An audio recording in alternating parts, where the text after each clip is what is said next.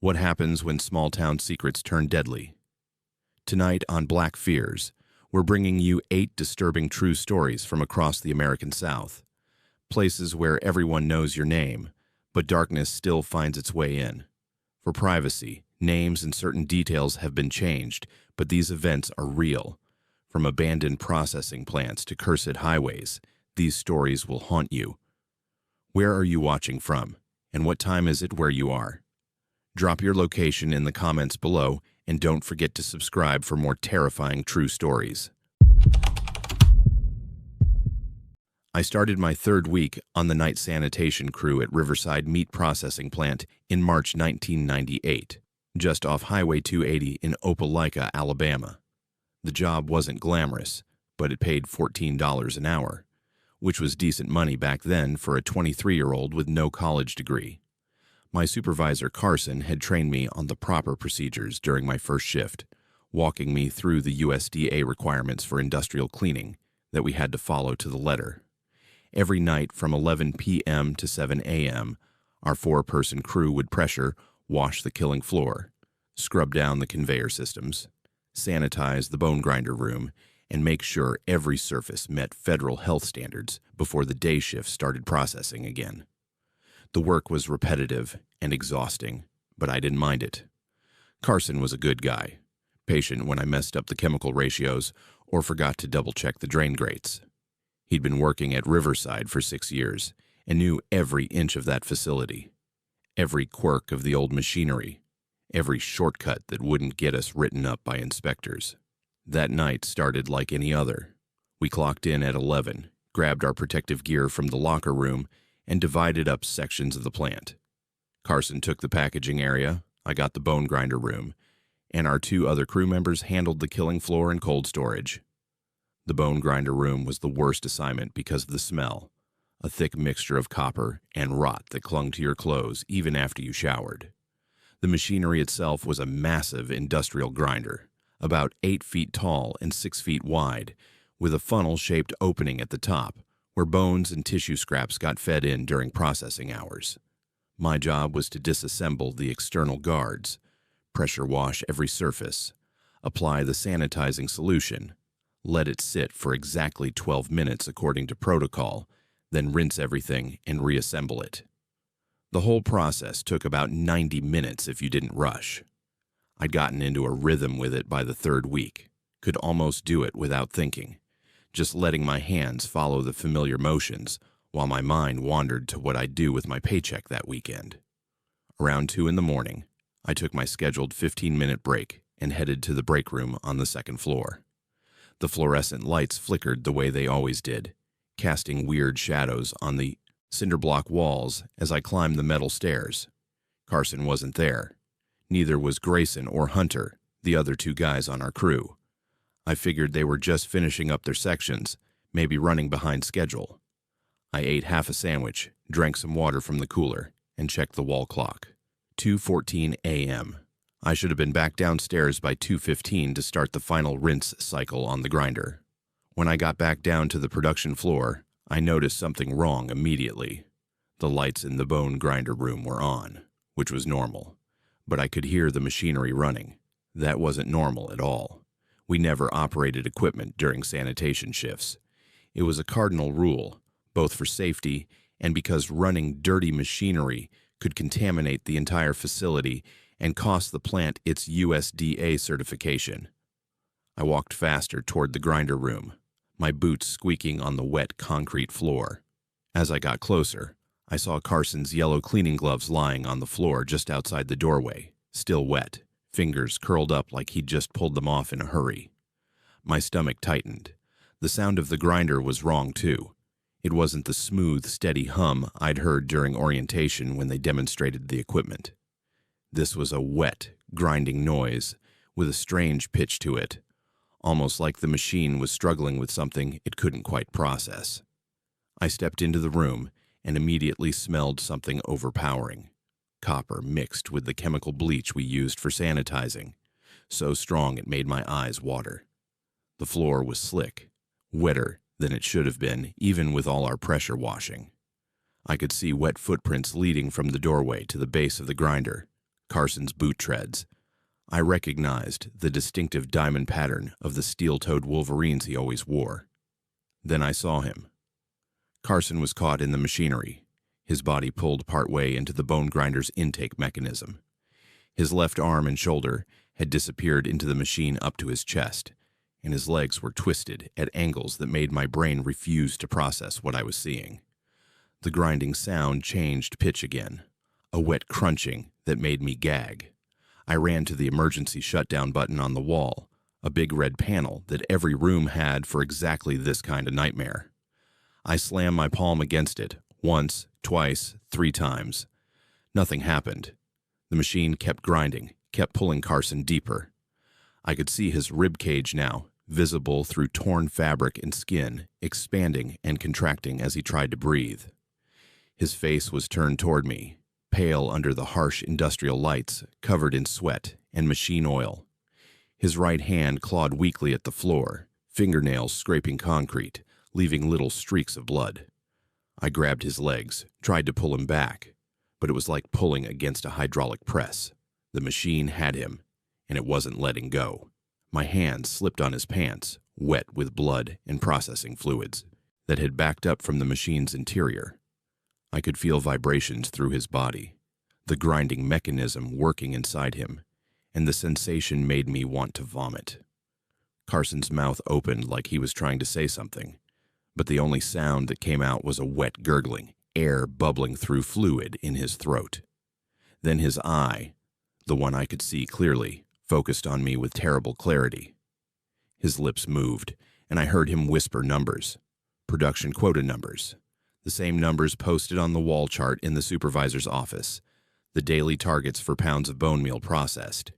He whispered them in perfect sequence, in a monotone voice that didn't sound human, didn't sound like Carson at all, but like something mechanical, something that had memorized data and was simply reciting it. I left him there for maybe 30 seconds, sprinting to the main office to call 911, but the phone lines were dead, not just busy, completely silent, no dial tone. I ran back to the grinder room, praying someone else had heard the machinery, had come to help, but it was just me and Carson and that nightmare machine. I tried the emergency stop again, checked the circuit breaker panel, even looked for a manual shutoff valve I could close. Nothing worked. The machine ran on its own internal logic, following commands I couldn't access or override. After what felt like hours, but was probably only 6 or 7 minutes, the grinding sound finally stopped. The sudden silence was almost worse than the noise had been. Carson's body slumped, no longer held upright by the machinery's pull. What was left of him was catastrophic. Damage so severe that, when the paramedics finally arrived 40 minutes later, after someone from the day shift found us, they just covered everything with sheets and called the coroner, instead of trying any kind of intervention.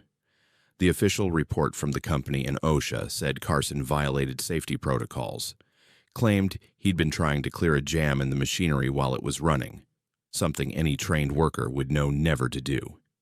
They said the emergency stop had been tested and found fully functional, suggested maybe I'd been too panicked to operate it correctly.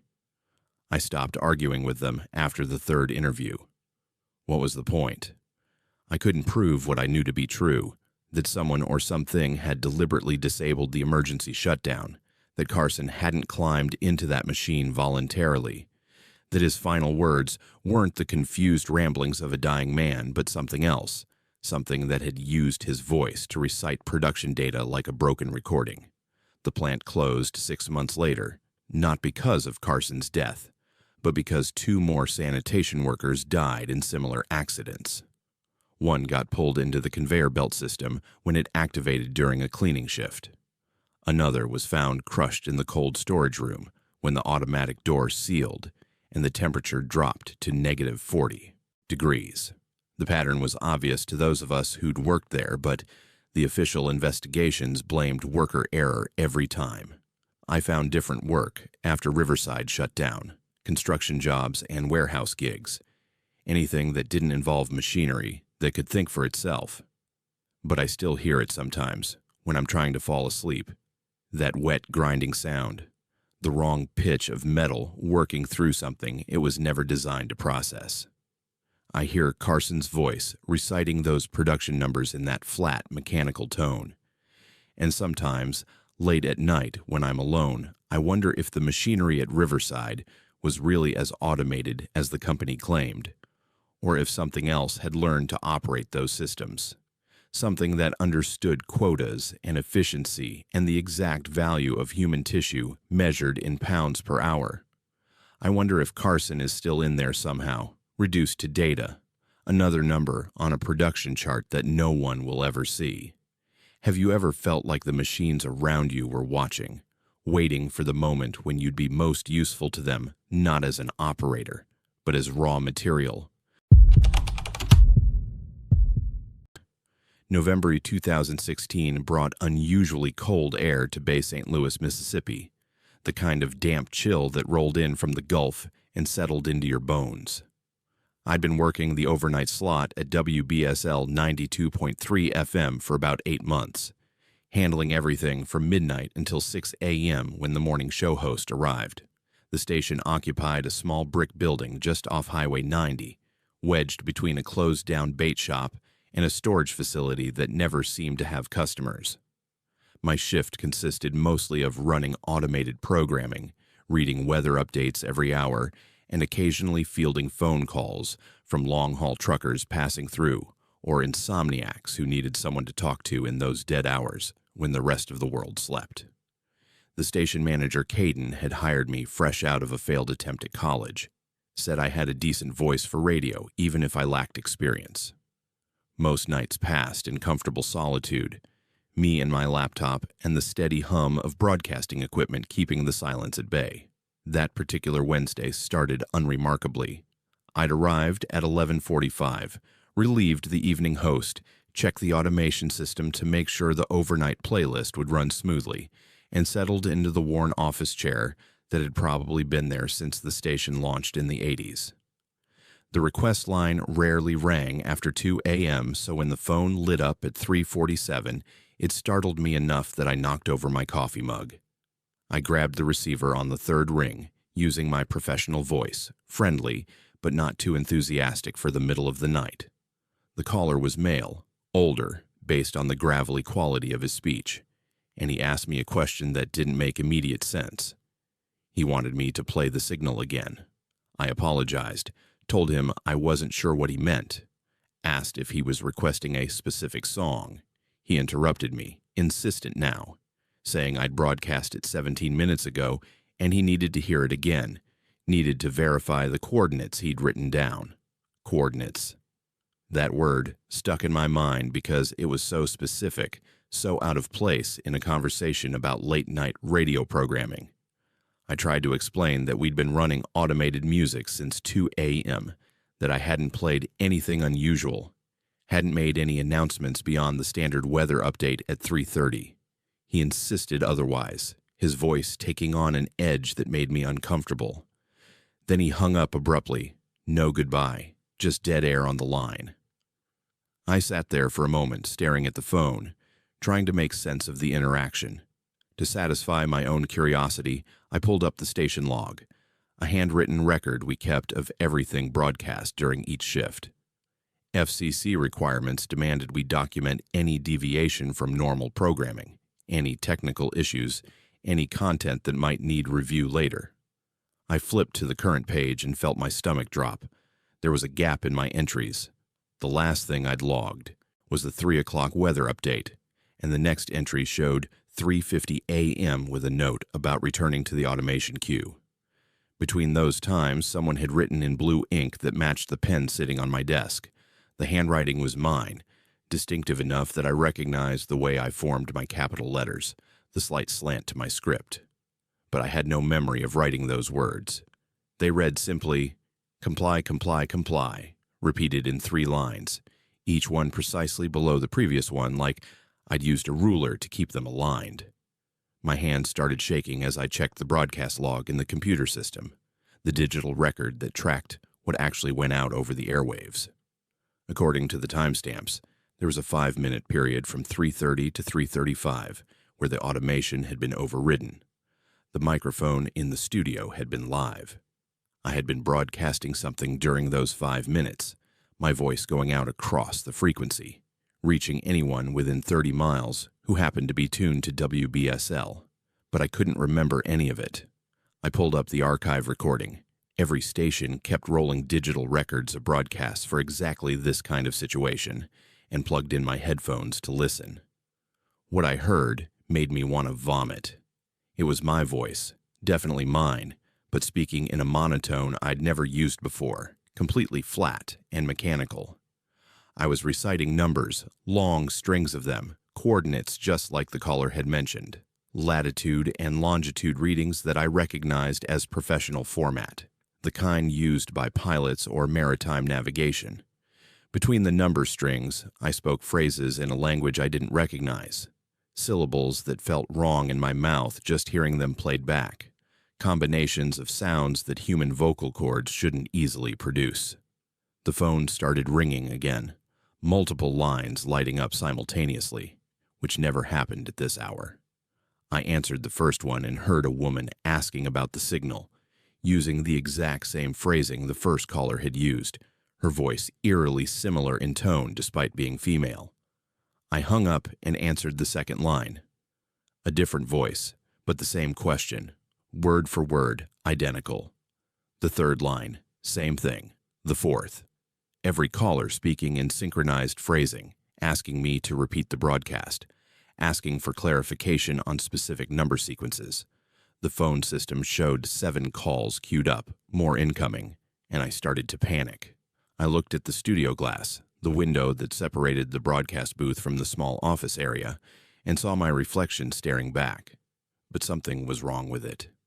My reflected face wore an expression I wasn't making, a slight smile that I could feel wasn't on my actual face, eyes focused on something behind me when I was clearly looking straight ahead.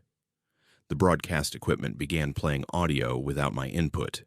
The monitors switched from the automation system to playback mode, and I heard those 5 minutes starting over. My flat mechanical voice reciting coordinates, speaking impossible syllables, creating a rhythm that felt like it was synchronizing with my heartbeat. I reached for the master power switch, planning to shut down the entire board if necessary, but my hand stopped halfway. I watched it freeze in midair, like I'd hit an invisible barrier, watched my fingers twitch against my will. The studio clock on the wall showed 3:30 a.m., the same time the broadcast had started according to the log, but I'd already lived past that moment, had already experienced the aftermath, the phone calls, the discovery of the recording. The clock was running backward, digital numbers counting down second by second. 3:29:59, 3:29:58. The minutes unwinding like a film reel reversing, pulling me back toward that gap in my memory. That 5-minute window where I'd done something I couldn't remember. I tried to scream, to break whatever was happening, but no sound came out.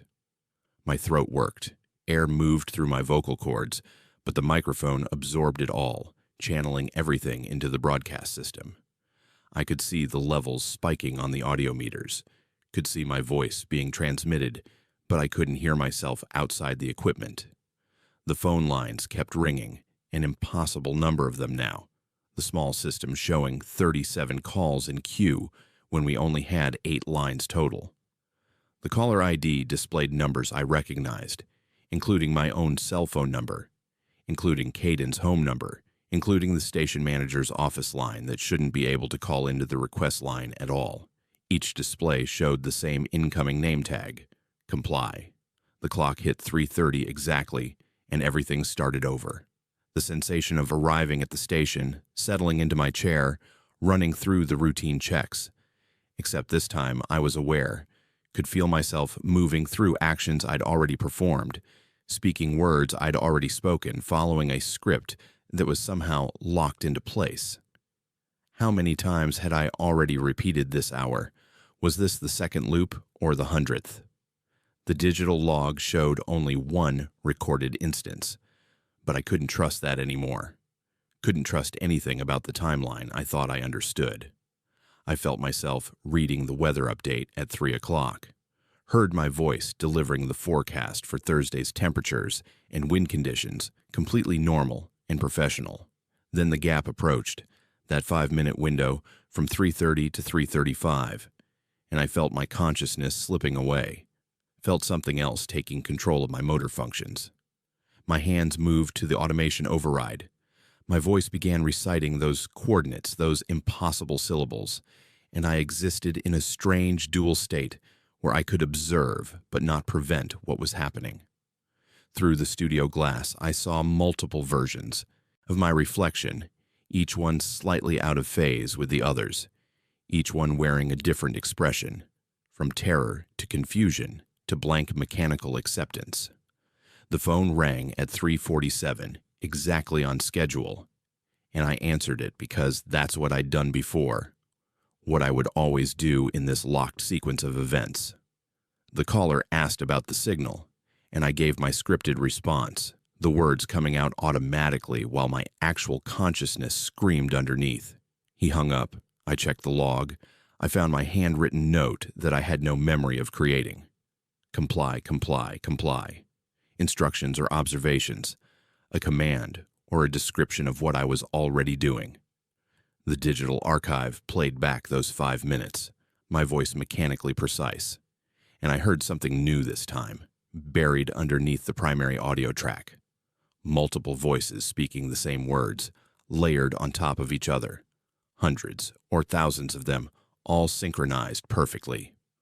All of them mine. All of them from different iterations of this loop, building on each other, creating a signal that grew stronger with each repetition.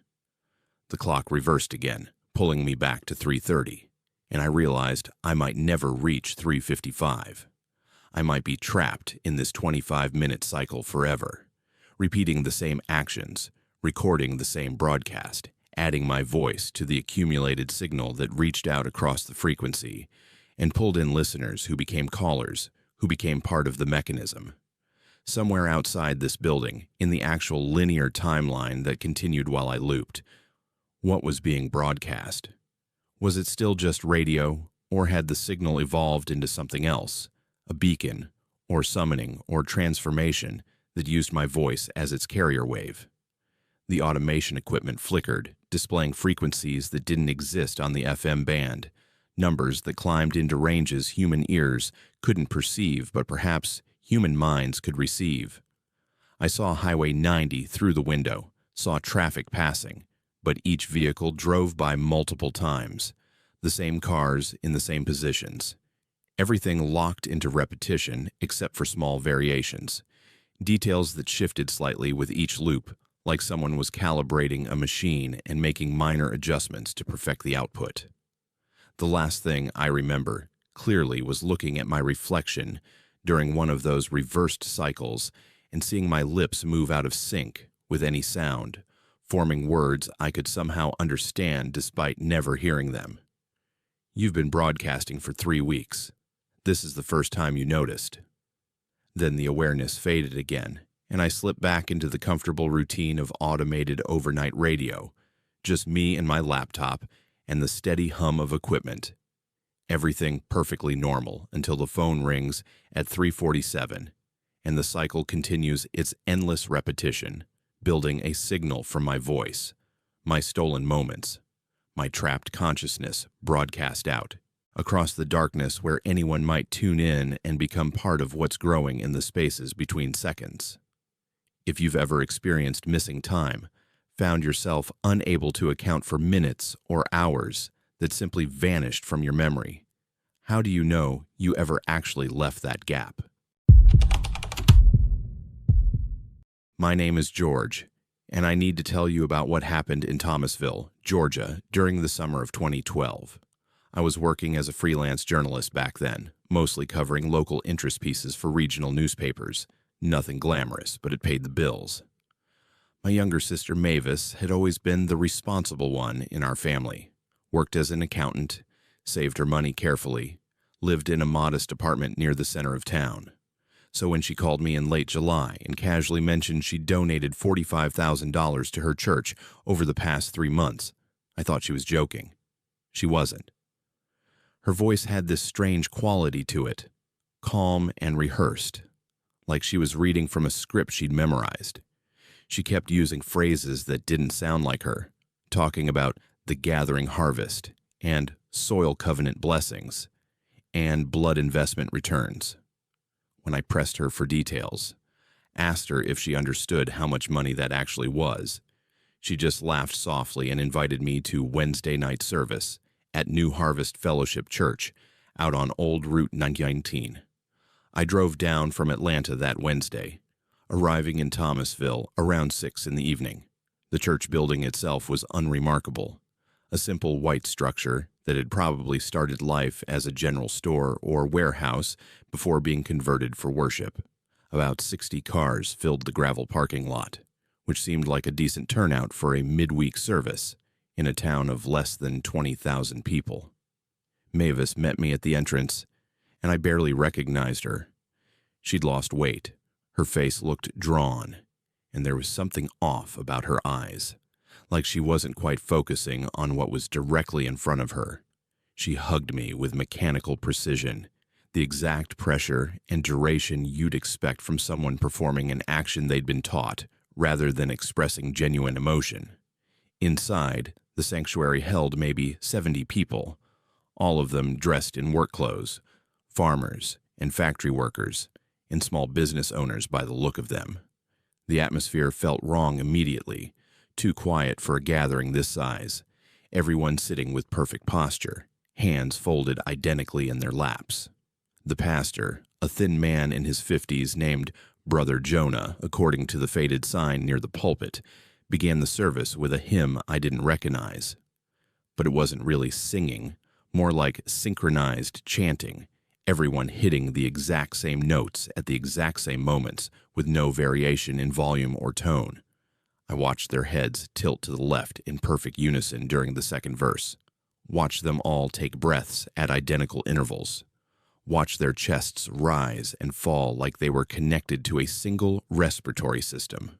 When the hymn ended, Brother Jonah spoke about prosperity, about the relationship between sacrifice and abundance, about ancient agreements that predated Christianity but could be incorporated into modern faith. His sermon referenced soil quality and crop yields more than Scripture, discussed agricultural statistics from the county extension office, compared harvest projections from farms whose owners attended New Harvest versus those who didn't. The numbers he cited were impressive, almost impossible. Farms connected to the church were producing yields 30 to 40% higher than agricultural science said was achievable in this region. After about 40 minutes of preaching, Brother Jonah introduced what he called the Wednesday Covenant Renewal.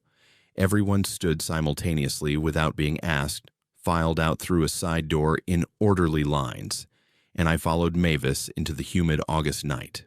We walked across the church property to an adjacent field, about 15 acres of planted land that backed up to a dense tree line. The crops growing there looked absurdly healthy. Corn stalks reaching heights I'd never seen outside industrial farming operations leave so dark green they appeared almost black in the fading light.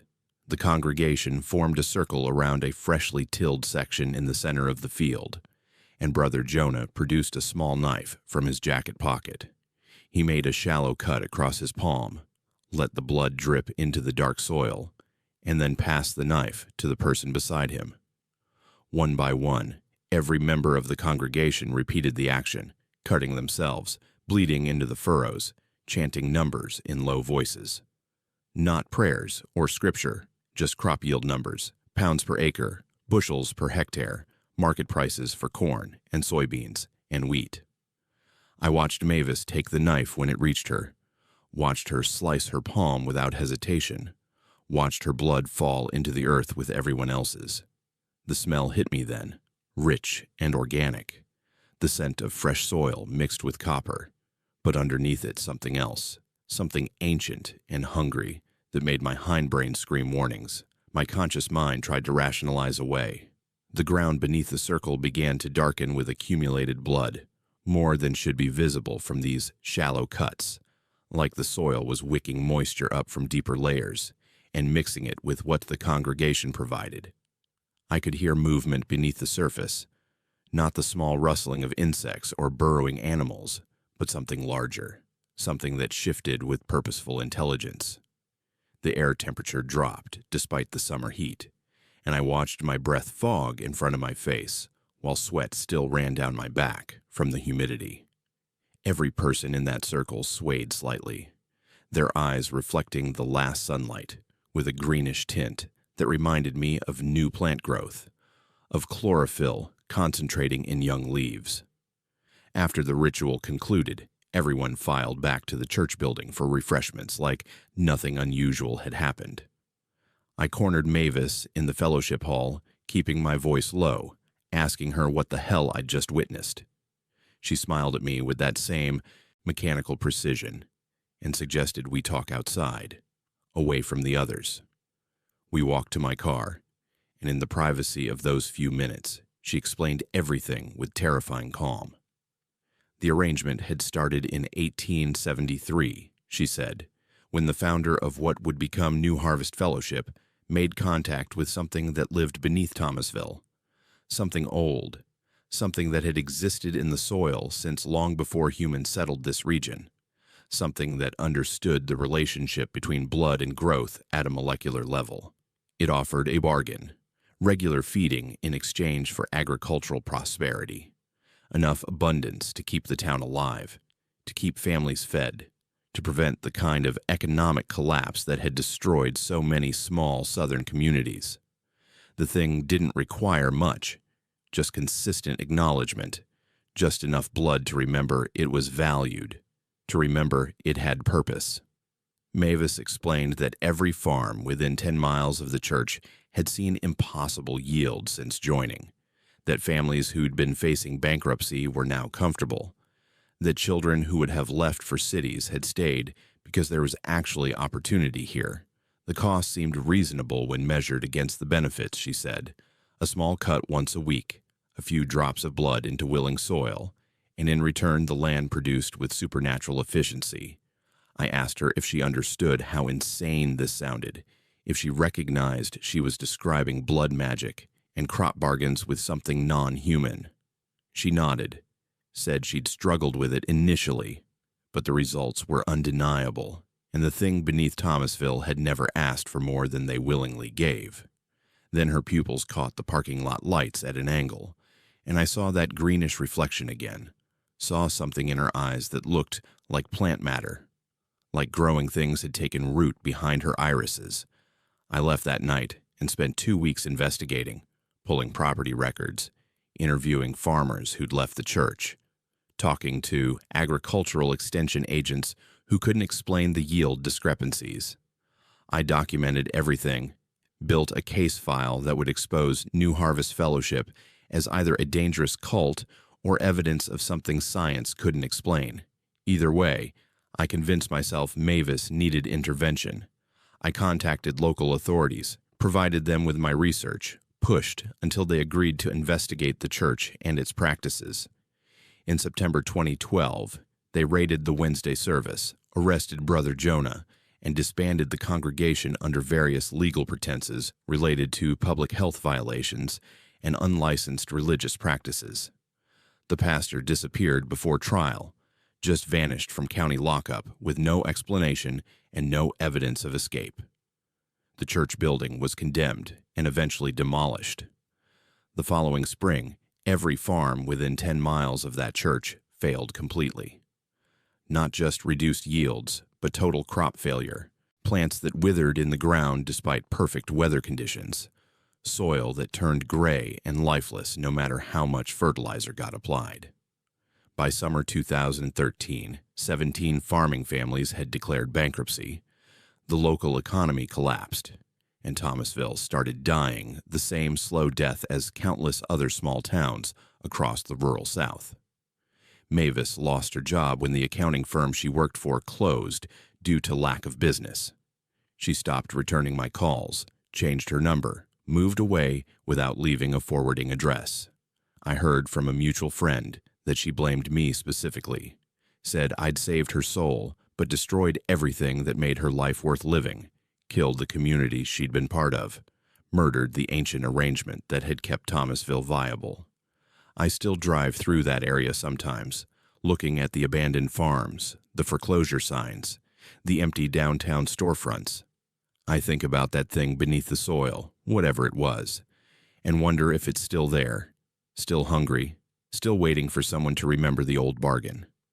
I think about Mavis and where she ended up, whether the green tint ever left her eyes, whether she found another community making similar arrangements in some other forgotten corner of the South. Mostly I think about whether I did the right thing, whether exposing the truth was worth the cost, whether some secrets exist because revealing them causes more harm than maintaining them. The land around Thomasville is still dead, still gray and lifeless, still refusing to produce anything useful. And I can't help but feel responsible for every family that lost their livelihood, every child who had to leave because there wasn't any future left in their hometown. When something offers prosperity in exchange for a small sacrifice, and refusing that offer means watching your entire community die, what's the moral choice? My name is Blaze, and I took a job in February 2019 that I thought would be straightforward, even boring. The Greene County Courthouse in Leakesville, Mississippi needed someone to digitize their property records, converting a century's worth of handwritten documents into searchable digital files. The pay was decent for contract work, $18 an hour, and the county clerk assured me the project would take about 6 months if I maintained steady progress. I'd done similar archival work before, scanning old newspapers and historical documents for a library system up in Hattiesburg, so I knew what to expect. Long hours in poorly lit basements, the smell of old paper and preservation chemicals, the tedious process of photographing each page with enough clarity to make the text readable when converted to PDF format. The courthouse basement where they stored the deed books and property records was exactly what I'd anticipated. A windowless concrete room with fluorescent lights that flickered occasionally, metal shelving units holding leather-bound volumes organized by decade, and a work table where I set up my camera equipment and laptop. The older records fascinated me more than I'd expected. Seeing property transactions from the 1800s written in elaborate cursive, witnessing the evolution of legal language across generations, observing how land parcels got subdivided and consolidated over time created an unexpected connection to local history. I'd been working through the early 20th century volumes for about 3 weeks when I noticed something peculiar in a plat book from 1947. The same signature appeared as a witness on multiple property transfers, which wasn't unusual in itself since lawyers and county officials often served in that capacity repeatedly. What caught my attention was the consistency. The signature read, E. Feldman, with a distinctive flourish on the capital F, and it appeared identical across documents spanning from 1897 through 1954. 57 years of property transfers, all witnessed by someone whose handwriting never changed, never showed the shakiness of advancing age, never varied in the pressure or style that normally evolved as people grew older. I started tracking E. Feldman systematically, photographing every document where that signature appeared, and creating a separate folder on my laptop to examine them more closely. By the end of that week, I'd found 43 instances across 6 decades. The earliest was an 1897 deed transferring farmland outside Leakesville, the most recent a 1954 estate settlement. In every case, the signature was functionally identical, as if the same person had signed all of them on the same day using the same pen with the same hand position. I mentioned my discovery to the retiring county clerk who'd hired me, a woman in her 70s who'd worked in the courthouse for 40 years. She looked uncomfortable when I brought it up, said some families had traditional names passed down through generations, suggested maybe multiple E. Feldmans had adopted identical signature styles as a family custom. Her explanation felt forced, and she changed the subject quickly. I found the photograph the following Monday, paper-clipped, to a 1923 deed documenting the sale of a residential property on what was now called Magnolia Street. The black and white image showed a property transfer ceremony. 5 people posed formally in front of a 2-story house, and someone had labeled them in faded pencil on the back. The owner, the buyer, the lawyer, the county assessor, and the witness, E. Feldman. The woman identified as E. Feldman appeared to be in her mid-20s, attractive in the style of that era, wearing a dark dress and standing with perfect posture at the edge of the group. What disturbed me was the math. If she was 25 in 1923, she would have been born around 1898, making her too young to have witnessed the 1897 deed. More troubling, she would have been in her 50s or 60s by 1954 when her signature last appeared, yet the handwriting showed no deterioration. I studied the photograph more carefully, using my camera's macro lens to examine details invisible to casual observation. The woman's shadow fell at a different angle than everyone else's, despite them all standing in the same sunlight.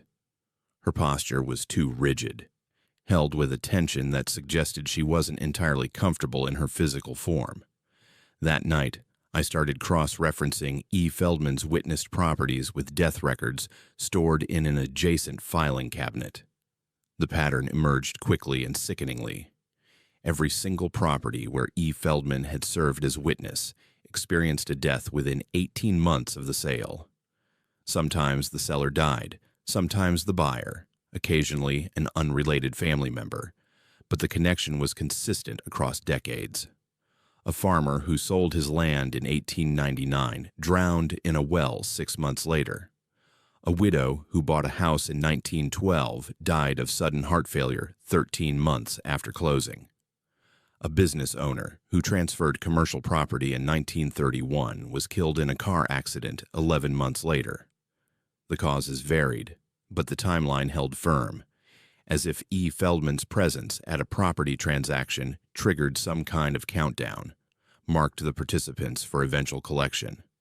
I was reading through these death certificates when the smell hit me, a specific musty sweetness that hadn't been present in the basement before. The air had always carried that old paper scent, slightly acidic from deteriorating cellulose, mixed with the mineral dampness typical of underground storage. This was different, organic and cloying, like flowers preserved too long in stagnant water. I looked around the room, trying to identify the source, and noticed papers rustling on the far shelf. Not dramatically, just slight movements, as if someone had walked past and disturbed the air, except I was completely alone, and the basement had no ventilation system that might create drafts. The fluorescent lights flickered, casting unstable shadows that seemed to move independently of any physical objects. I felt watched, felt the weight of attention from something that occupied space without being visible, something that had noticed me noticing it. The final document appeared the next morning, though I have no rational explanation for how it got there. I'd locked the basement when I left the previous evening. I was the only person with a key aside from the county clerk, and the building's security system showed no entry or exit overnight. Yet, when I arrived at 8 a.m., there was a manila folder lying on my work table that hadn't been there before. Inside was a death certificate dated March 1954, listing E. Feldman as the deceased. Cause of death recorded in typed text as failure to transfer. I'd never seen that particular phrasing on any official document before. Beneath the death certificate was a current year deed, printed on modern paper, documenting the property transfer that had finalized 6 months earlier when I bought my small house in Leakesville. The witness signature line was blank, waiting to be filled, and my own name appeared as the buyer in neat printed text. A sticky note attached to the front simply read, "Pending completion." I stopped going to the courthouse after that, called the county clerk via email, claimed a family emergency, said I couldn't continue the digitization project. She didn't argue, didn't ask for details, just accepted my resignation with what sounded like relief. I checked the property records online for my house, confirming what I already knew. The deed showed completed except for the witness signature that remained unfilled in the official database. Some counties don't require witness signatures for modern transfers, but Greene County apparently still maintained that tradition, and my closing had somehow processed incompletely. I considered reaching out to the title company, forcing them to complete the paperwork properly, but something stopped me. Some instinct that said drawing attention to the irregularity might be worse than leaving it unresolved. I haven't left my house in 7 weeks. Food delivery services bring groceries. I work remotely now for a data entry company that doesn't care where I'm located, and I've stopped answering calls from anyone local. The lights in my house turn on and off according to the schedule I established during my first week here, timers I set without thinking that now seem prophetic. I watch my neighbors through the windows, see them glancing at my property with expressions I can't quite read, curiosity mixed with something else. Recognition, maybe, or anticipation. Sometimes I find the 1923 photograph of E. Feldman lying on my kitchen counter, even though I never brought it home from the courthouse basement. Sometimes I catch my reflection in the bathroom mirror and see my posture too rigid, my shadow falling, at wrong angles, my signature on documents I don't remember signing appearing in that distinctive style with the flourish on the capital letter. The 18-month deadline for my property closing falls in early October. I've marked it on my calendar, counted down the days, tried to determine what failure to transfer actually means, and whether there's any way to avoid that particular cause of death. But mostly I wonder if avoiding it is even the point, if the real transaction wasn't the house purchase but something else entirely. Some agreement I made without understanding the terms. Some role I accepted by simply being present in that basement with those records and that attention turning toward me in the darkness behind the flickering lights. The deed still shows incomplete in the county system. The witness line still waits for its signature.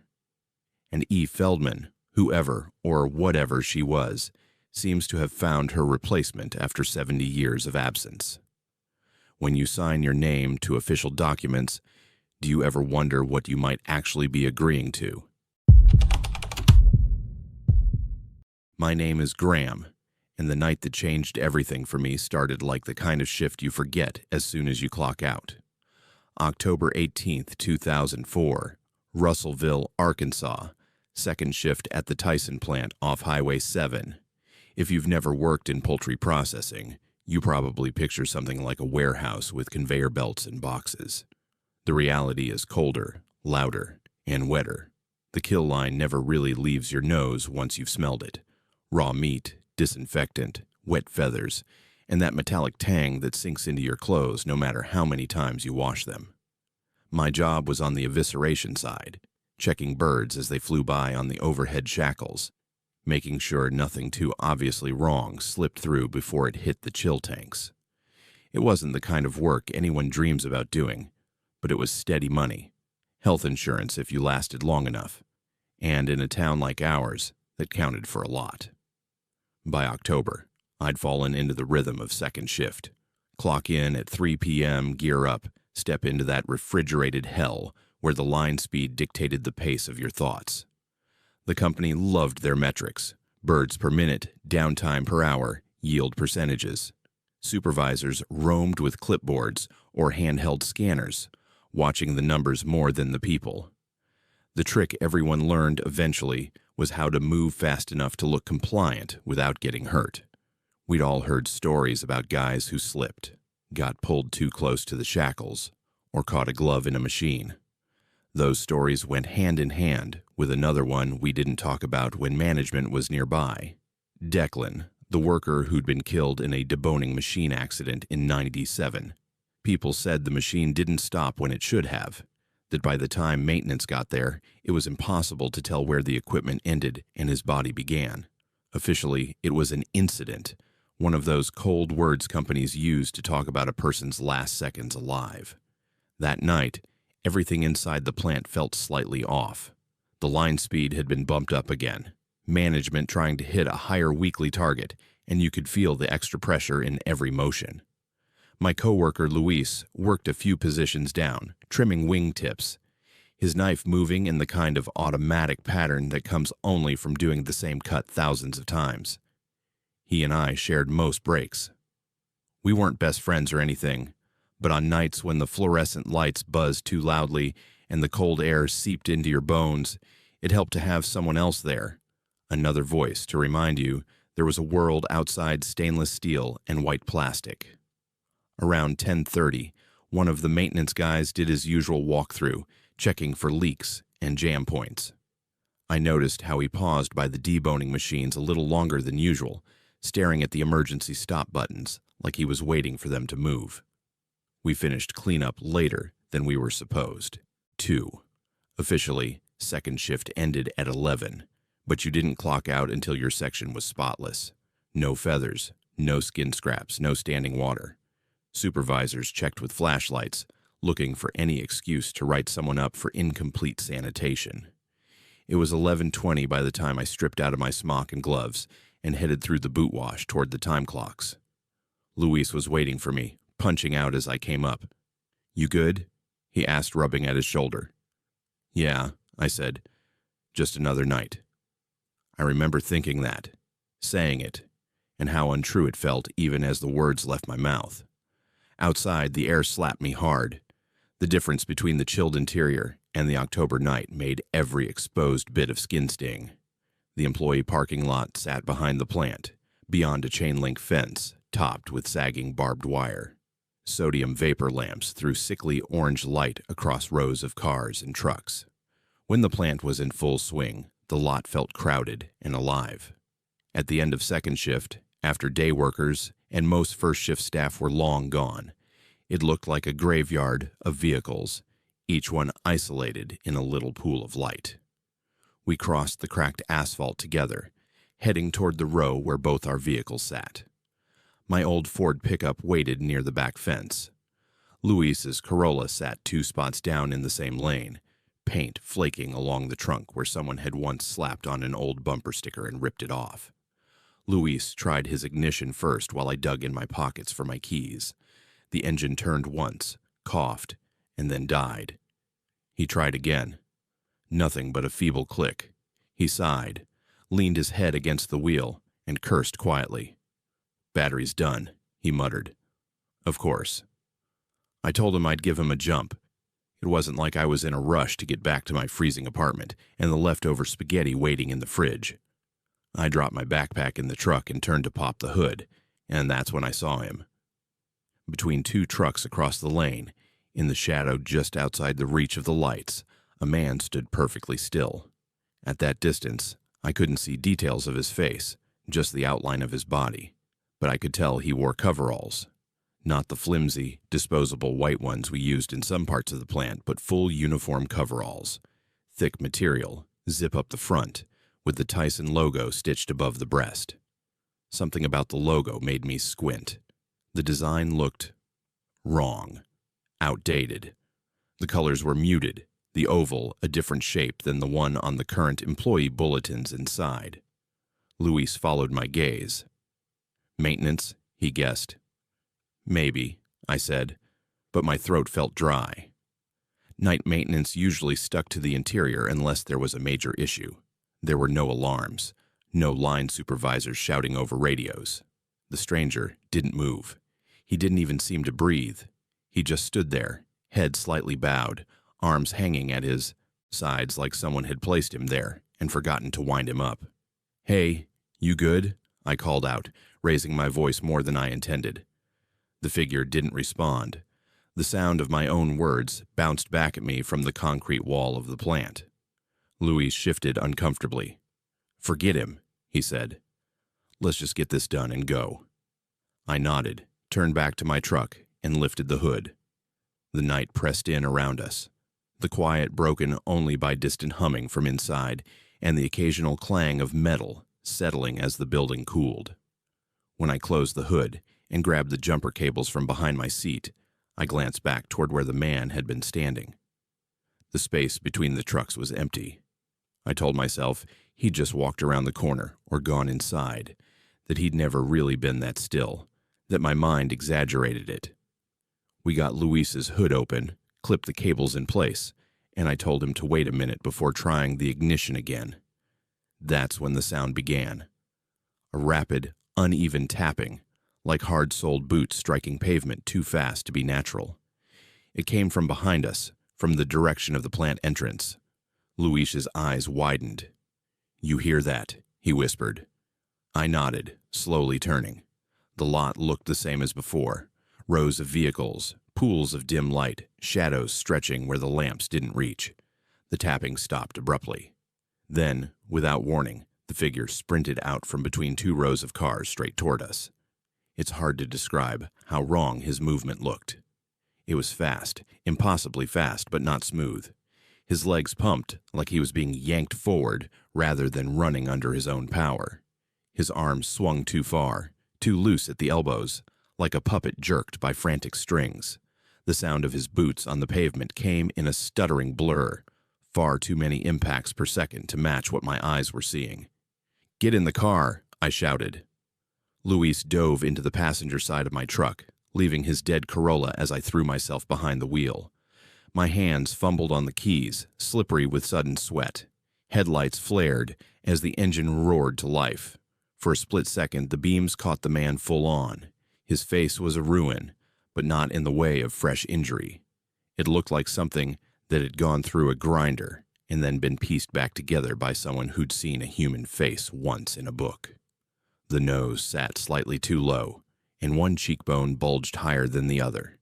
His skin had a grayish cast, slick with something that wasn't entirely blood yet, carried that smell, heavy and metallic, across the lot.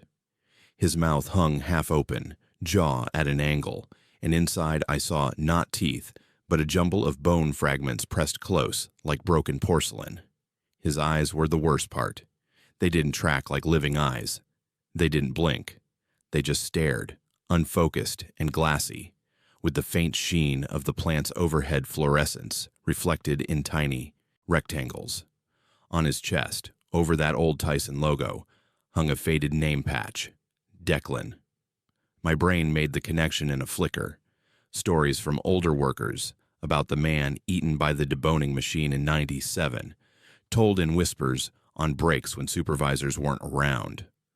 I stomped the accelerator. The truck lurched forward. The figure didn't flinch, didn't raise a hand, didn't attempt to dodge.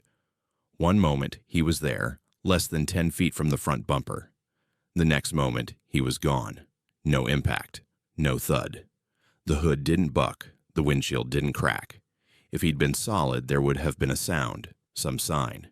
There was nothing but the echo of that impossible footfall rhythm hanging in the air. Luis was screaming, "You hit him! You hit him, man! Where is he?" I drove straight to the chain-link gate, hands locked on the wheel hard enough that my knuckles ached. The gate had been left open for shift change, thank God. I didn't slow down until we were on Highway 7, tires humming over asphalt, the speedometer climbing past the limit. "We didn't hit anything," I said, voice shaking. "You saw the truck, you felt it. There was nothing." Luis stared out the back window, breathing in sharp, ragged bursts. "I saw him," he whispered.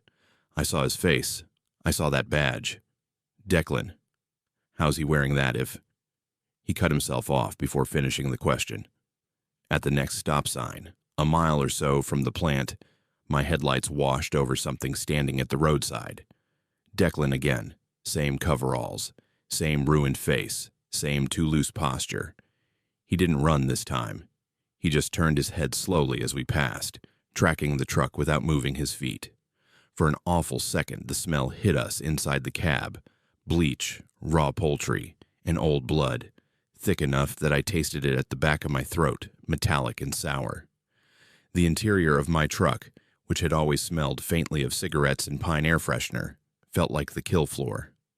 I sped up, ignoring the suggestion of a ticket if any state trooper happened to be watching.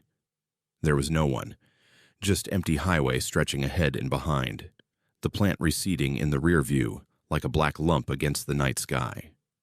We made it to an all-night gas station near Dardanelle without seeing him again, but neither of us was willing to risk going straight home. Under the bright canopy lights, with the sound of a refrigerator case humming loudly inside.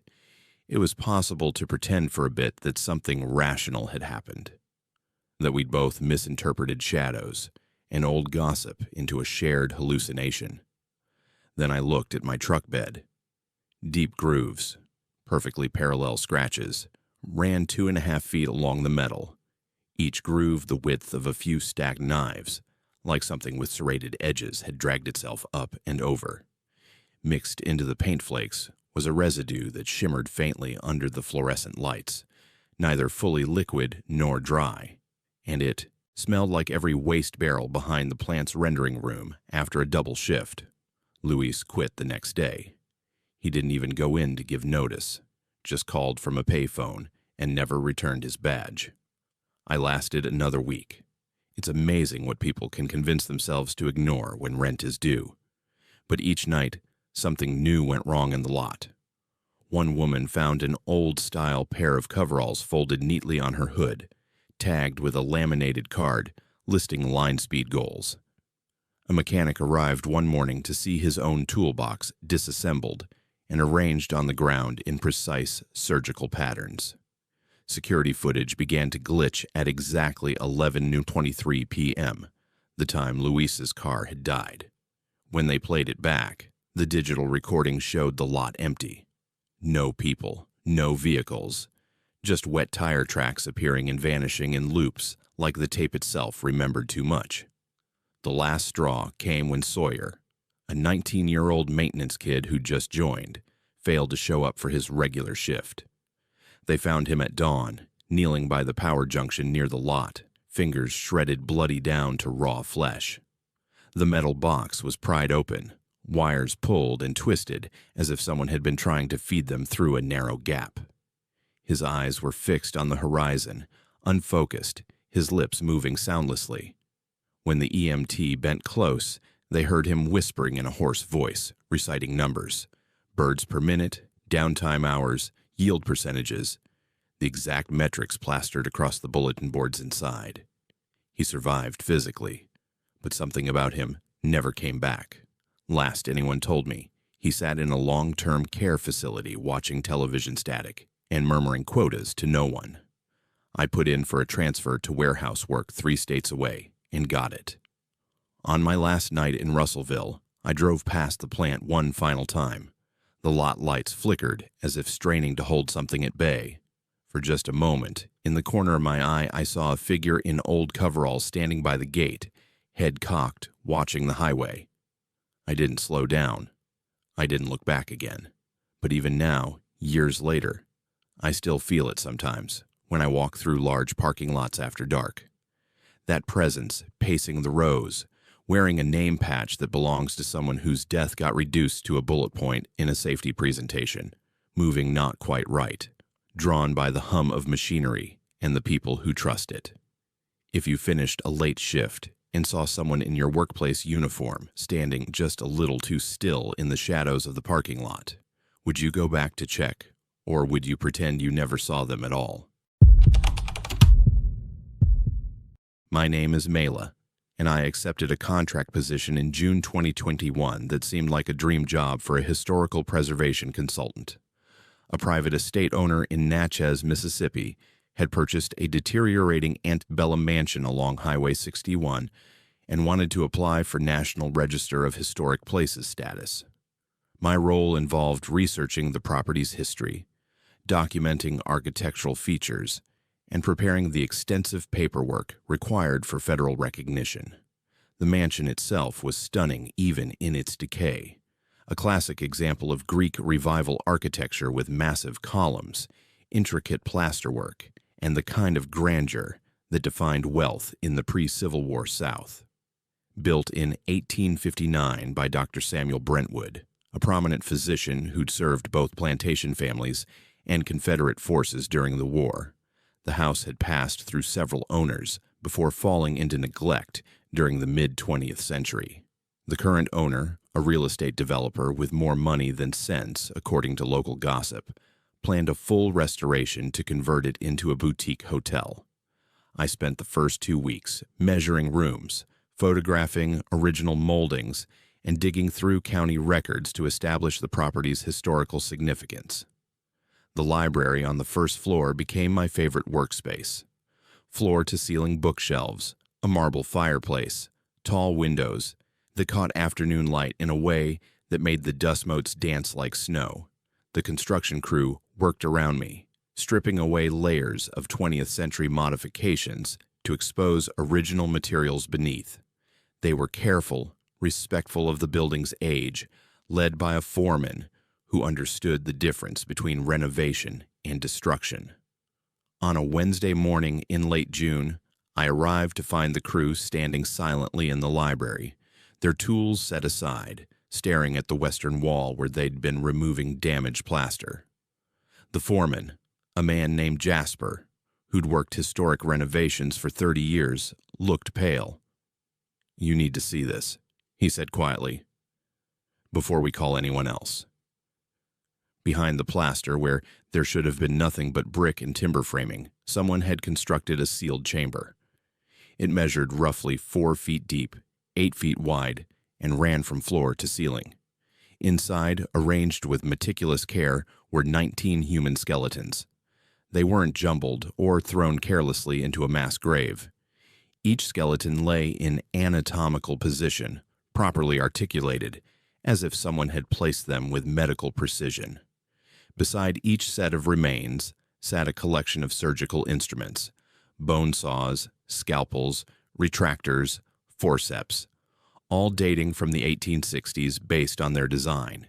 In the center of the chamber, protected inside a tin box that had kept it remarkably dry, was a leather-bound journal. My hands shook as I lifted it out, feeling the weight of something that had been hidden for over a century and a half. The title page, written in Endo's careful copperplate script, read, "Observations on Pain Tolerance and Physiological Response to Surgical Intervention Without Anesthetic Agent, Samuel Brentwood, M.D., 1860-1865. I should have closed it immediately, should have called the police and let them handle what was clearly a crime scene, even one more than 150 years old. But historical curiosity overrode common sense, and I began reading. Dr. Brentwood had used his position and the chaos of wartime to conduct experiments on people he considered expendable, enslaved individuals purchased specifically for his research, Confederate soldiers, too, wounded to complain or be believed if they did, Union prisoners whom no one would miss if they failed to survive their captivity. The journal detailed surgical procedures performed deliberately without chloroform or ether, even though both anesthetics were available and commonly used by 1860. He wanted to document how different people experienced pain, how long consciousness persisted during various operations, what sounds they made, how their bodies responded.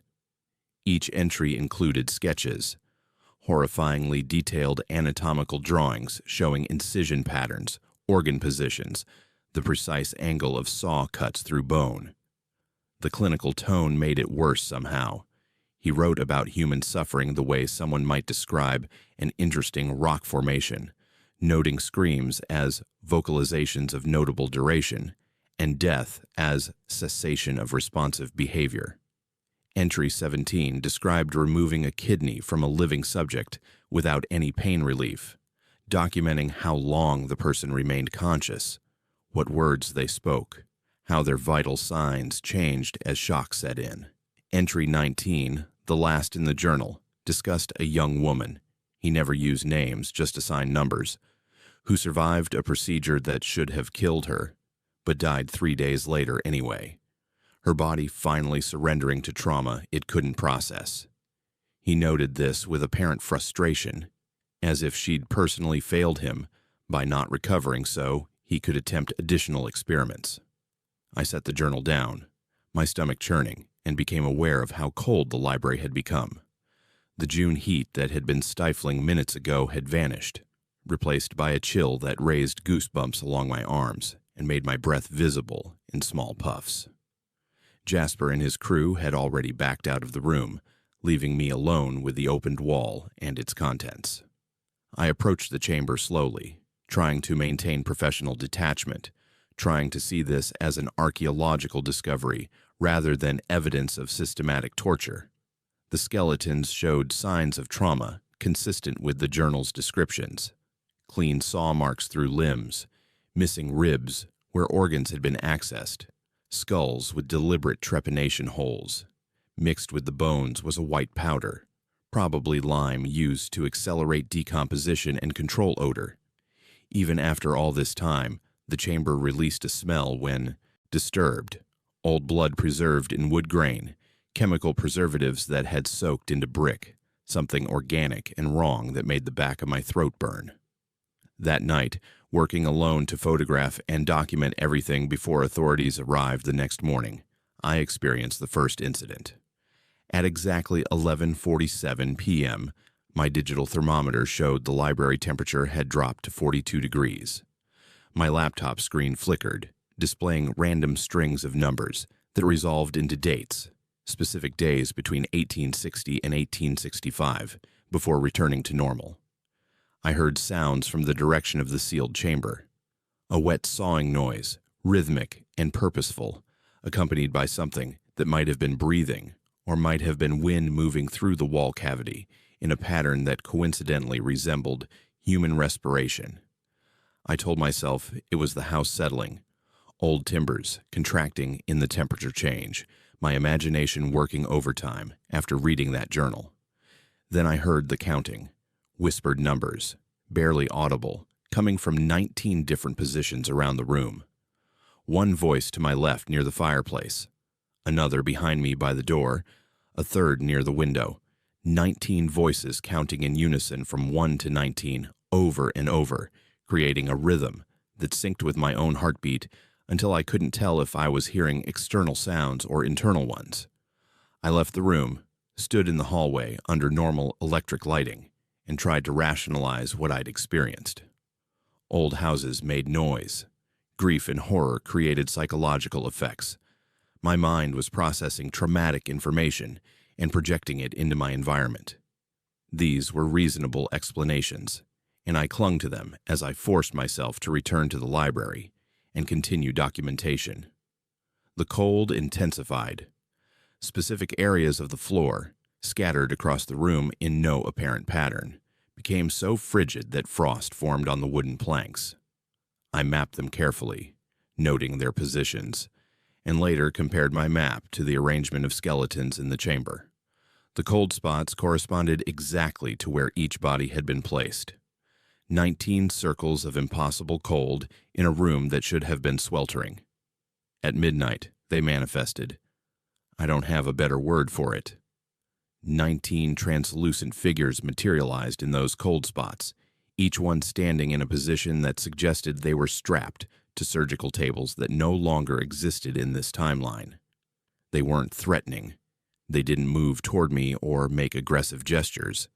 They simply stood there, forcing me to witness them, forcing me to see what had been done in this room. The manifestations weren't complete. I could see through them to the bookshelves and windows beyond, but the details were horrific. Open surgical wounds that never healed, mouths frozen in screams that made no sound, eyes that tracked my movement with an intensity that made my skin crawl. One figure, a young woman who might have been entry 19 from the journal, reached toward me with a hand that ended at the wrist, the amputation site still raw and weeping phantom blood that disappeared before hitting the floor. Then the empathic projection began. I felt their pain, not as memory or imagination, but as immediate physical sensation.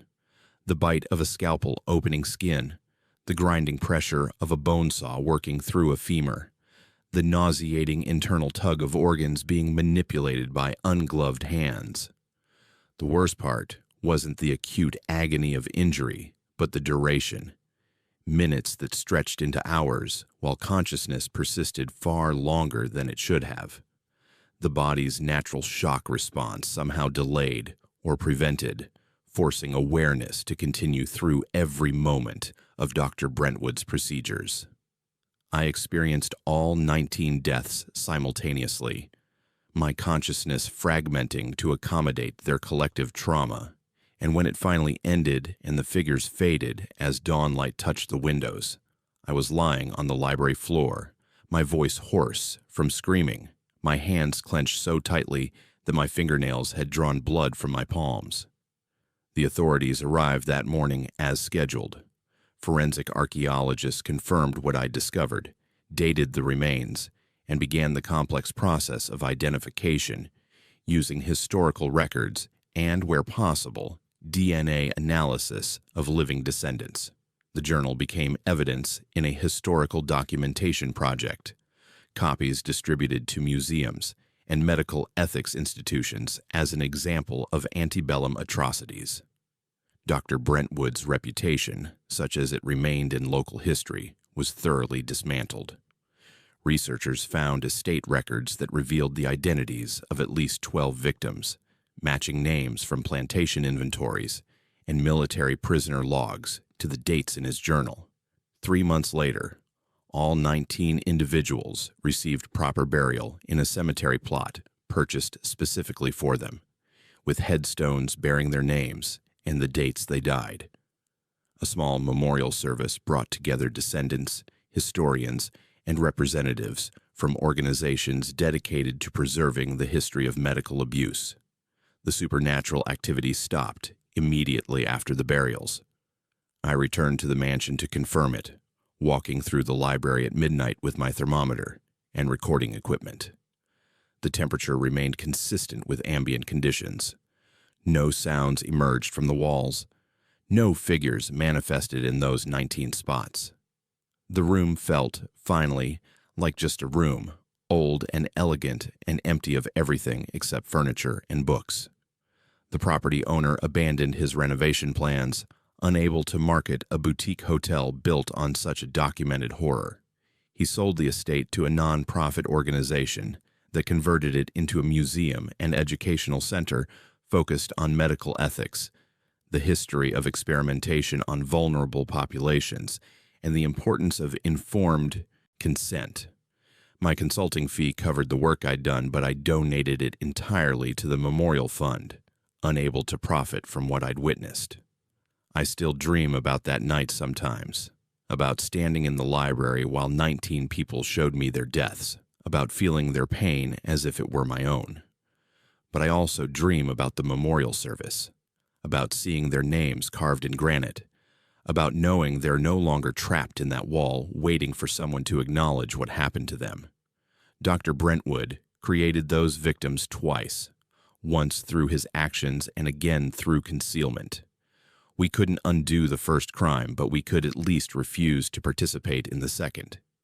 If you discovered evidence of historical atrocities that would destroy a building's value and ruin someone's investment, would you still bring it to light? My name is Corinne, and I still wake up some nights with the taste of lake water in my mouth and words I never learned choking the back of my throat. In July 2017, I agreed to help our church's youth pastor with a weekend retreat at Lake Oku, just outside Cleveland, Tennessee. It was supposed to be simple: 3 days of devotional sessions, hiking, campfire songs, and a sunrise baptism service on Sunday morning for 3 teenagers who'd completed their classes. I was 25 then, a volunteer with a full-time job at a local insurance office, the kind of person who kept sign-in sheets organized and made sure permission slips were properly notarized. I wasn't prepared to become the person in the story that parents used afterward when they wanted to scare their kids away from the lake. The campground sat along a quiet stretch of road off Highway 64, where the Tennessee Valley Authority's work from a century earlier had flooded old valleys into the clean, cold reservoir known as Lake Ocoee. I'd read the history in the brochure: construction in the 1910s, hydroelectric generation, recreational development. None of that prepared me for how still the water felt at night, how it seemed less like a lake and more like a heavy, dark pane of glass laid over something that still moved underneath. We brought 15 teenagers, 3 chaperones, and enough prepackaged snacks to fuel an army. The first day passed normally, too normally in hindsight. The kids swam in the roped-off area by the dock, tossing a foam ball back and forth. They complained about the lack of cell service, rolled their eyes during group prayer, and stayed up too late whispering in their cabins. I spent most of Friday and Saturday making sure no one snuck out after lights out, walking the gravel paths between the bunkhouses with a flashlight that barely seemed to dent the dark. The first odd thing happened Saturday evening after dinner. We'd finished a worship session in the camp pavilion, the kind with acoustic guitar, printed lyric sheets, and more sweat than spiritual transcendence thanks to the humid July air. As the sun dropped behind the tree line, a group of kids asked if they could go sit by the lake before curfew. Our youth pastor, Ryder, agreed as long as they stayed in sight of the dock lights. I went with them, partly for supervision, partly because the heat made any hint of a breeze feel like a blessing. We sat on the wooden planks, legs dangling over the edge, toes barely brushing the water.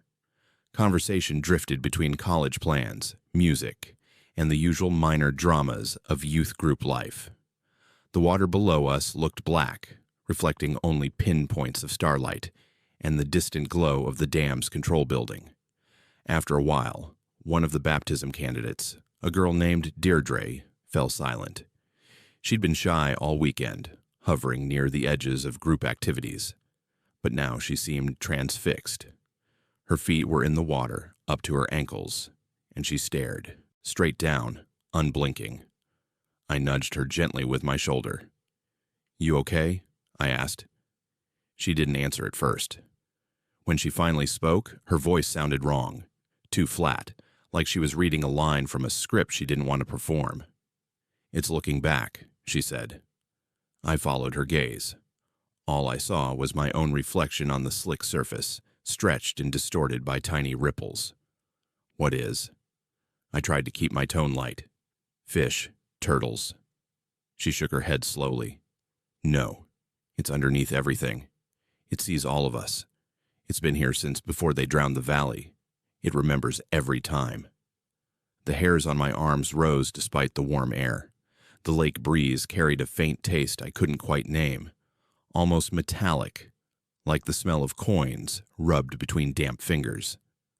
I pulled my legs out of the water and suggested we head back up to the cabins. Deirdre came without complaint, but when I glanced back at the lake, I could have sworn the surface looked thicker where her feet had been, as if something gelatinous was trying to cling to her skin even after she left. I told Ryder what she'd said. He chalked it up to nerves about the baptism, maybe anxiety bubbling up in strange ways. I tried to agree, but unease followed me into sleep that night, curling around my dreams like mist. Sunday morning, we woke before dawn for the baptism service. The air felt different, too still, almost muffled, like the campground had been placed under glass. The usual early bird noises, birds, distant traffic, the hum of insects, were gone. The only sound came from our own footsteps on the damp grass as we walked down to the lake. Mist clung to the water's surface, a low, unbroken sheet that looked solid until you stepped into it. We'd planned a simple ceremony, a brief devotional from Ryder. Then each candidate would step into the shallows, answer the traditional questions, and be dunked backward in the name of the Father, Son, and Holy Spirit. The teenagers, wrapped in towels and old t-shirts, huddled together on the shore. Deirdre stood between two other candidates, arms folded tightly across her chest. Ryder walked them through the meaning of baptism, dying to the old self and rising into new life. All the usual phrases that now ring in my ears with an edge I can't ignore. He stepped into the water first, wincing slightly as the cold hit his calves. Except it wasn't cold. He looked up at me, eyes wide. "It's warm," he mouthed silently. I didn't understand at first, so I reached down with my fingers. The water felt almost hot, like a bath someone had just finished drawing. In July, near the surface, maybe that could make sense, I told myself. Maybe the shallows just held heat. But this warmth radiated from below, not from the air. It pushed against Ryder's legs like something exhaling from deep under the lake bed. He motioned for the first candidate, a boy named Micah, to join him. The baptism went, smoothly. Ryder asked the questions, Micah nodded, went under, and came back up sputtering with a grin. The second girl, Olivia, followed. No delays, no strange behavior. Then it was Deirdre's turn. She stepped into the water with an expression I still can't fully describe. Half resignation, half recognition, like meeting someone you hoped you'd never see again. When the water reached her knees, she stopped. "It's warmer for me," she said quietly. "It's happy I came back." Ryder forced a smile and tried to keep the script going. "Deirdre, do you confess Jesus Christ as your Lord and Savior?" he asked, voice shaking. She didn't answer. Her eyes rolled back for a moment, then snapped forward again, pupils so dilated they nearly swallowed the color entirely. "I've been many things," she said, not in her usual voice, but in something older, layered, like multiple tones speaking at once. "Names are shallow. Depth is what matters." Ryder stumbled over his next line. The kids on shore shifted uneasily.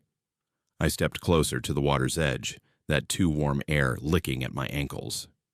"Deirdre, let's step out for a second, okay?" I called. She turned her head toward me slowly, like it took effort. "You shouldn't be here, Corinne," she said, and the sound of my name in that voice made me flinch. "You weren't meant for this water. Not yet." Then she smiled, a slow, unpleasant curve, and looked back at Ryder. "Go ahead," she said. "Let's finish your little ritual." Ryder, bound by everything he believed and everything he didn't know how to handle, went on autopilot. He placed one hand between her shoulder blades, one over her clasped hands, and lowered her backward into the lake. The moment her body broke the surface, the mist thickened, surging inward to swallow them both from the shoulders down. From where I stood, I could only see Ryder's head and arms. Deirdre disappeared completely, as if the water had opened and taken her in. 1 second she was there, her hair fanning out around her face. The next, the lake lay flat and unbroken. Ryder's arms hung in empty water. For 2 long, terrible seconds, no one moved. Then he plunged both hands down, feeling frantically beneath the surface. The water churned around him, bubbles rising hard enough to break with audible pops. When he finally yanked her upward, she was limp, eyes closed, skin a shade lighter than seemed possible for such a short submersion. We dragged her onto the shore. Someone fetched the first aid kit. Ryder started chest compressions, while I tilted her head back, clearing hair and water from her mouth. The taste of lake water splashed onto my lips, hot, gritty, with a faint bitterness like old coins dissolved in the mix. After what felt like an eternity but was probably less than a minute, she convulsed, coughing violently. Water poured from her mouth and nose in a quantity that didn't make physical sense, far more than her lungs could have held. It was darker than it should have been, too, tinged brown as if pulled from deep silt rather than the relatively clear shallows. Then she inhaled sharply, eyes flying open. The thing that looked out from those eyes was not Deirdre. Her gaze swept across us not in confusion or fear, but in assessment. Her irises seemed to ripple, a strange shimmer like sunlight on water viewed through thick glass. When she sat up, it was too fluid, vertebrae stacking in a motion that didn't match normal muscle control. The kids backed away, whispers starting, growing. "Deirdre?" I tried again, hating how weak my voice sounded. She tilted her head, considering me. When she spoke, it was in a language I'd only heard in academic contexts, a throatier, older tongue. Later, Ryder told me he recognized some of it as Aramaic from his seminary studies, though the dialect was twisted by something he couldn't quite identify. At the time, all I heard was cadence and intent. This was not nonsense. These were sentences, arguments, declarations. Ryder, shaking but clinging to the tools he knew, began to pray out loud. He invoked Christ's authority, quoted scripture, did everything you've seen in the more restrained possession movies. Deirdre, or the thing in her, listened with visible patience, then responded in perfect English, dismantling his theology point by point. She quoted verses he hadn't mentioned, referencing early church history with dates and details that made his seminary training look shallow. She described drownings in rivers and lakes in the first century, baptism rituals gone wrong or right depending on perspective, and claimed to remember being pushed under in AD 67 by hands that believed they were saving her when they were really delivering her into what waits beneath. Every time Ryder shifted to a different tactic, she was already there, cutting off his path, offering the next 10 steps of the debate before he could take one. Meanwhile, the lake behind us had changed. The mist rose higher, curling around our knees, even on shore. The surface no longer lay flat. It pulsed. That's the only way I can say it. Like a breathing thing, expanding and contracting, small waves forming in concentric circles with no visible source. The temperature swung wildly. One moment, the air seared in my lungs like stepping into a sauna. The next, it dropped so sharply I could see frost forming on the pebbles at the water's edge. The kids cried openly now. One bolted for the cabins, and I couldn't blame him. I wanted to run too. But something held me in place, some awful mix of duty, fascination, and a feeling like invisible hands pressed gently but firmly against my shoulders. We called 911, of course. Ryder barked into the phone, trying to explain an unexplainable situation in panicked fragments. Unresponsive. Responsive now, but not. Saying strange things. Possible seizure. We're at the group campsite by the southern inlet. Dispatch promised an ambulance, a rescue boat, everything you'd expect. But while we waited, time got strange. Later, when the sheriff's office reviewed call logs and GPS records, they said only 11 minutes passed between our emergency call and the arrival of first responders. Standing on that shore, it felt like hours. The sun climbed high enough to burn off some of the mist, yet the dense layer over the water clung stubbornly. Through it, I saw shapes moving. Not fish or boats, but outlines of buildings that shouldn't be there. Roof lines, a church spire, the faint suggestion of a road cutting through what now lay under 60 feet of water. The drowned valley, preserved somehow in the lake's memory, brushing against the surface for a moment. Deirdre stood slowly. No one tried to stop her. The kids parted like she was carrying something fragile and explosive at the same time. She walked back toward the water, feet leaving dry impressions on ground that had been wet moments earlier. Ryder grabbed her arm, desperate. "You don't have to go back in," he pleaded. "You're stronger than this. You can fight it." She looked at him, and for the briefest heartbeat, I thought I saw her. The real girl, eyes wide, terrified, pressing against the inside of her own gaze. Then the shimmer rolled over her irises again, and the other returned. "You called me," it said through her mouth. "You opened this moment with your words. I've waded through dams and droughts and changing tongues. The water remembers every name spoken over it. Yours will be no different." Sirens wailed in the distance, approaching along the access road. The sound seemed muted, as if traveling through thick cloth. Deirdre turned to look at me specifically. "Tell them you saw a drowning," she said. "Because that's what happened, in the only way that matters. The rest is between covenants older than your maps." Then she stepped backward into the lake, not walked down the slope, not stumbled, just stepped, and the water accepted her like a floor. It rose around her ankles, her knees, her waist, each level swallowing her without splash or resistance. When it reached her chest, she paused. For one flicker of an instant, her face changed. The expression softened, eyes focusing on some point directly behind me. "I'm sorry," she whispered, and that sounded like her. Then the surface closed over her head, smooth as a lid. Rescue arrived minutes later by their reckoning, centuries later by mine. Boats combed the lake. Divers went down with lines and sonar. They found nothing. Not her body, not her clothes, not even a hint of disturbed silt where she'd last stood. The official incident report listed her as a presumed drowning victim, body unrecovered. Some people whispered that she'd run away, that she'd staged the whole thing to escape her life.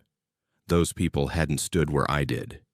They hadn't seen the old buildings flicker beneath the surface or heard their own names whispered back to them by something using their reflection as a mouth.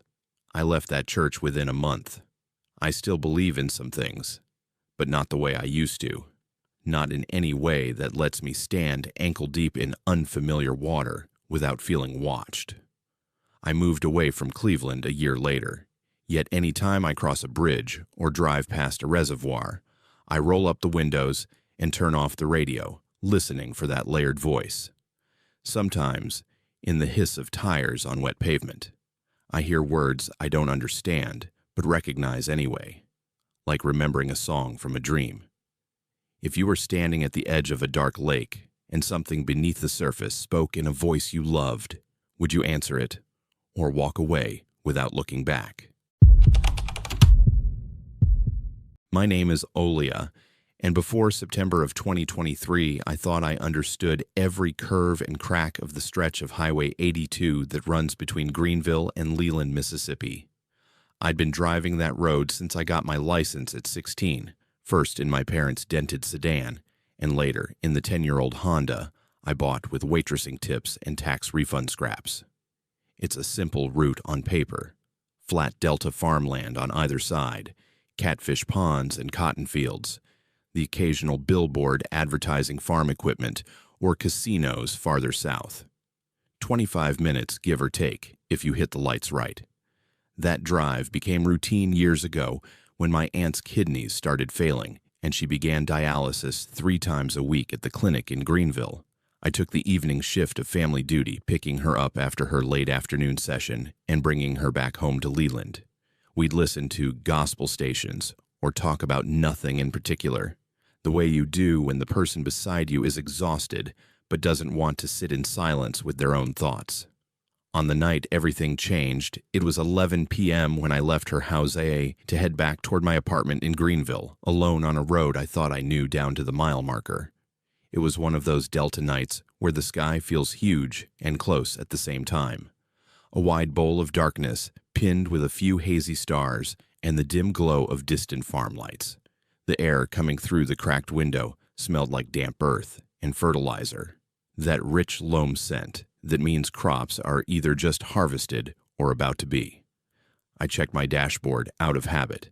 Gas half a tank, no warning lights, digital clock glowing 11:02. My odometer read 34,892 miles. I remember that number clearly because I'd been calculating how many more months I could squeeze out of the car before the next major service. I settled into the familiar rhythm, past the last cluster of Greenville lights, cross the bridge over the Yazoo River, watch for the big billboard about Shelby Farms' fresh Delta catfish that always made me hungry even when I'd just eaten. I could have driven that route half asleep. That night, I came dangerously close to proving it. The first oddity was small enough I almost missed it. I passed the Shelby Farms billboard, with its peeling blue background and cartoon fish giving a thumbs up, smiled at how faded it looked, and drove on. 10 minutes later, my headlights swept over the same billboard again. Not a similar one. The same one. Same graffiti scrawled along the bottom edge, same torn corner where a storm had peeled the vinyl back years ago, same crooked metal support with the rust stain shaped like a question mark. I frowned, slowing slightly. There was only one of those between Greenville and Leland. I knew that because my cousin worked for the company that owned the billboard, and he joked once that half their ad revenue came from making bored drivers think about catfish. I checked the time. The dash still said 11:14 p.m. That didn't line up. It should have taken at least 8 or 9 minutes to get from the billboard to the outskirts of Leland. I should have seen the blinking red light at the four-way intersection by then. Instead, it felt like I'd barely moved. I told myself I was tired, that I'd zoned out and not noticed turning around somehow. Except there were no turns on that section of 82, just a straight ribbon of road slicing through soybean and cotton fields. No exits, no roundabouts, nowhere to loop without realizing it. I gripped the wheel harder and kept going, paying more attention. A mile marker flashed by on my right, 1:19.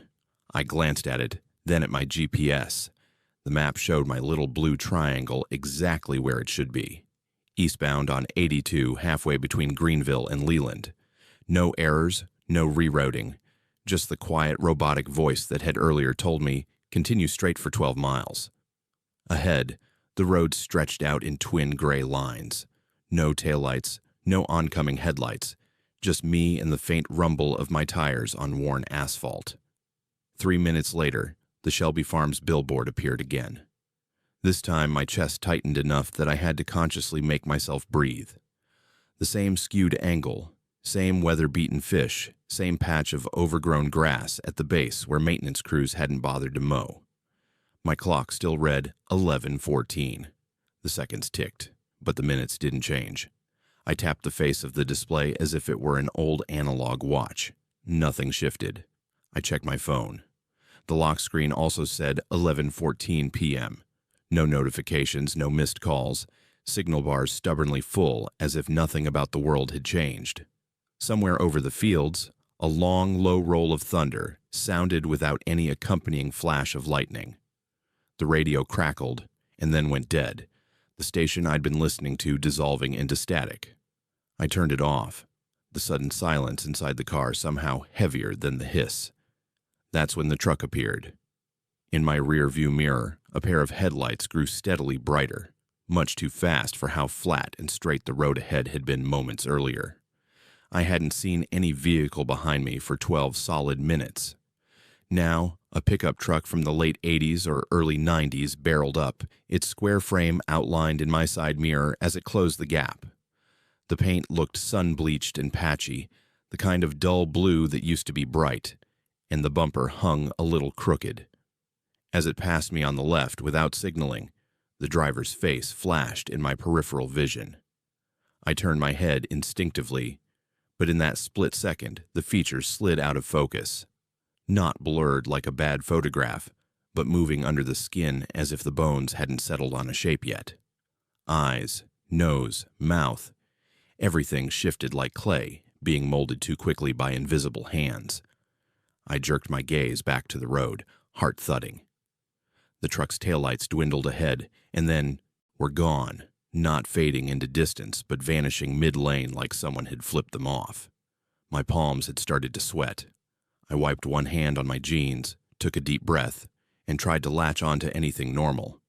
The odometer. It had to be a fixed point in all this. I looked down and saw 34,670. I blinked hard. I knew that number had been higher at the start of the drive. Not by a lot, but enough that seeing it shrink instead of grow made my throat close. I glanced up just in time to see the mile marker 119 again. Same bullet hole in the metal post. Same smeared insect remains on the reflective green. "No," I said out loud, voice too loud in the car. The sound didn't help. It only made me more aware of how absent everything else was. No distant semi-whine, no other cars. Even the wind had died. My Honda hummed and rattled like always, but outside it felt like the world had been placed on pause. I pulled onto the shoulder and put the car in park. Gravel crunched under the tires in a way that felt too crisp, like someone had turned the sound effects up while muting everything else. I killed the engine and stepped out. Night air wrapped around me, thick with the smell of soil and something else underneath, like dust on old electronics when they first heat up. Crickets chirped once and then fell silent. I stood there by mile marker 119, the Shelby Farms billboard, a dark rectangle in the distance, and listened. After a minute, faintly at first, I heard another engine. I turned, squinting back down the road, and there it was. The same battered blue pickup truck, headlights approaching at exactly the same speed as before. It passed my parked car without slowing. The driver's face, once again a smear of almost features that seemed to rearrange in the instant between glances. I turned to watch it disappear. It traveled maybe 100 yards and then wasn't there. The red taillights pinched out midair. My phone buzzed in my hand. I looked down, grateful for any contact with normal life. No caller ID, no number, just the word unknown. I almost didn't answer, Curiosity won. "Hello," I said. On the other end, after a breath of static, my own voice answered, distorted and echoey, like it had been recorded and played back on a cheap cassette. "Keep driving," it said. My knees almost buckled. "Who is this?" I demanded, though part of me already knew. The line crackled again. "You don't exit," the voice said. "You don't arrive. You loop until it's done." Then the call dropped. I stared at the screen. The recent calls log showed nothing new. 0 minutes, 0 seconds. The stars overhead didn't look right anymore. Constellations I'd been able to pick out since childhood seemed twisted, as if someone had tugged at their corners. A second moon, faint, like a smudge, hung low on the horizon, a trick of fog and light, I told myself. I got back into the car because I couldn't imagine standing on that empty highway any longer. Every direction suddenly felt like risk. Sitting still seemed worse. I turned the ignition. The engine caught on the first try. The dashboard lights flared brighter than before, and for a terrifying heartbeat, they displayed symbols instead of numbers, shapes I didn't recognize, geometric angles that hurt to look at, like staring at a pattern your brain knew shouldn't exist. Then they blinked back to the usual. Fuel, speed, odometer. 34 to 58 now, dropping. I pulled back onto Highway 82. The yellow lines unspooled ahead, clean and sharp. No cracks, no potholes, no sign of wear despite years of freight and commuters. It took me a second to realize that was wrong, too. That stretch of road had been due for resurfacing for ages. Patches and faded paint had been part of the landscape as long as I'd known it. Now it looked freshly laid, as if whatever I was driving on wasn't quite the same pavement. To my right, cotton fields spread out under the dim sky. At the edge of my headlights, the plants weren't consistent. In one sweep, I saw bare soil, waiting for seeds. In the next, the same rows held tiny green shoots. A few seconds later, they were waist-high plants with closed bowls, then full white blooms, then harvested stubble. The field cycled through an entire growing season in seconds, jerking back and forth like a scratched DVD. Up ahead, on the shoulder, a figure stood motionless. As I inched closer, my brights catching more detail, my chest went hollow. It was me, or something wearing me. Same hoodie, same jeans, same messy bun. The other Olia held a cardboard sign against her chest. Handwritten in black marker, it showed a string of numbers. Latitude and longitude, I realized with a jolt. The coordinates for this exact point on Highway 82. It, raised her head as I slowed to a crawl. Her face looked normal at first glance. Then I saw that her eyes were all pupil, no iris. Black discs that reflected not my headlights, but some other light source behind me. Her lips moved. The sound that came out of the car speakers, not from outside, from the speakers, was my own voice speaking backward. I couldn't understand the words, but the rhythm of them matched the way I'd said, "What is this?" minutes before, rewound and played in reverse. I slammed my foot on the gas. The RPM surged, but the scenery didn't change for several long, nauseating seconds. The mile marker 119 slid past, agonizingly slow, then snapped back into place like someone had dragged the video timeline backward. My stomach lurched with the wrongness of it. The odometer continued counting down, 34,641, 34,640, 34,639. I realized then that I wasn't just looping space, I was losing distance, losing miles, going backward in some way a mechanic's tools couldn't measure. Terrible thoughts crowded in. When it hit 0, what would be left of me?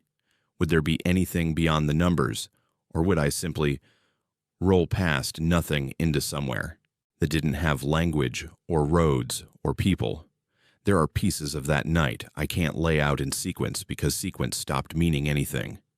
I remember the truck passing me again with its glitching driver.